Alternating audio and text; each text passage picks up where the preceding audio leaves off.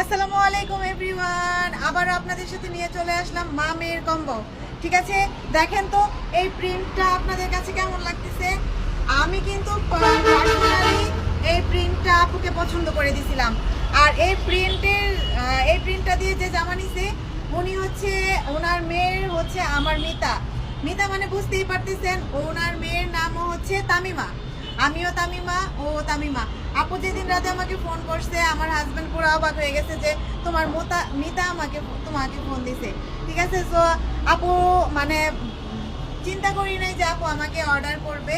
So আপু order করে দিছে। আর আপু বলেছিল, আপু আপনি আপনার পছন্দ মতো আমাকে হচ্ছে প্রিন্ট পছন্দ করে দিয়েন। সেই ক্ষেত্রে তো আপুর জন্য আমি এটা সিলেক্ট করছি। আর যেহেতু আমার মিতা, সেহেতু একটু ইউনিক ডিজাইন করে দিতেই হয়। আমি হচ্ছে এখানে বুকের মধ্যে হচ্ছে পাল দিয়ে দিছি, ফুল যে আছে ওই ফুলের মধ্যে পাল দিয়ে দিছি।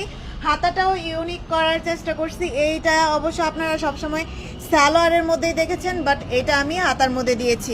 আর আপুর মেয়ের যে তামিমা নামের যে মেয়েটা, ওর হাতাটা একটু ডিফারেন্ট করছি। আপনারা একটু দেখেন, দেখলেই বুঝতে পারবেন। এখানে আমি কুচি করে দিছি।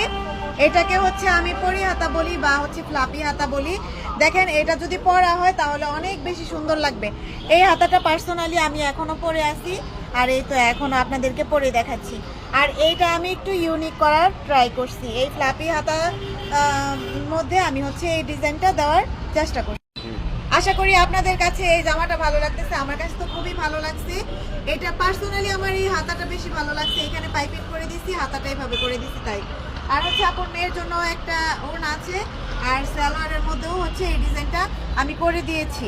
মা মেয়ের কম্বো আজকে চলে যাবে এটা ঝিনাইদহ। এটা আমার ফার্স্ট পার্সেল যাবে, আলহামদুলিল্লাহ।